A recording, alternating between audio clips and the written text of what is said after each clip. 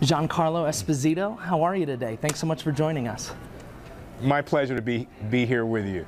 It's an honor to talk to you. You've done a great job so far, Captain Tom Neville on Revolution. What has this experience been like for you so far working on such a great show?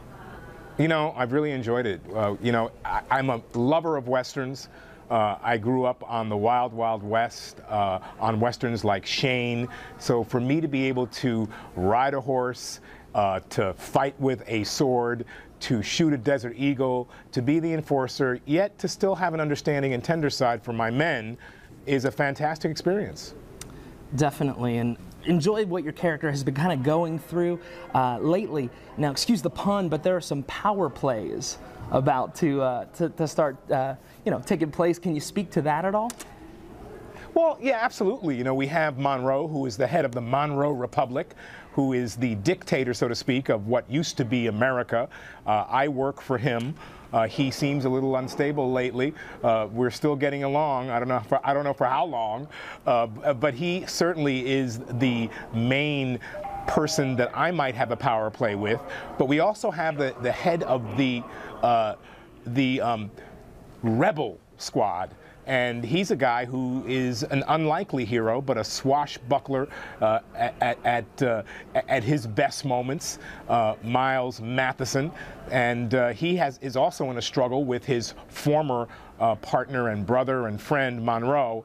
So there are a lot of different factions going on. It's a show that's an epic adventure about science and characters and wonderfully put together by Eric Kripke and J.J. Abrams. But it has a lot to do with mythology. And in mythology, you have power plays, and you're going to see them play out very soon on Revolution. Definitely. Now, I loved your character, Gus, on Breaking Bad. Pretty scary character. Now, let me ask you, these bad guy characters, as an actor, are they pretty fun to play? A lot of fun. You know, I have to say that people love the villain. They like the guy who has the power. I try to fashion my bad guy characters in a way that people like them as well. They have a way into seeing something, the reason why they're the way they are, the compassion that they may have for one person but not another. It's a really, really fun thing to play the guy in power or the guy who has the power in a world without power on Revolution. I love the last episode of Revolution, and part of it took place in Freeport, Pennsylvania. And they mentioned that it's 290 miles from Philadelphia, while it's only 20 miles from Pittsburgh. Now, I want to tell you, we're here in Pittsburgh. The Steel City could have helped out, and maybe that's why we were left out. But I want to ask you, have you ever ventured to the city of Pittsburgh or have any ties to the Steel City?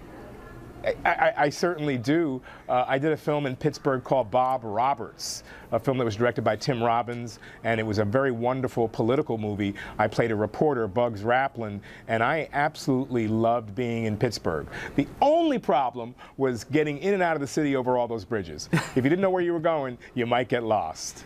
Which is funny because in Revolution, bridges are a huge part of the plot. So, you know, it's true. This is why I mentioned it.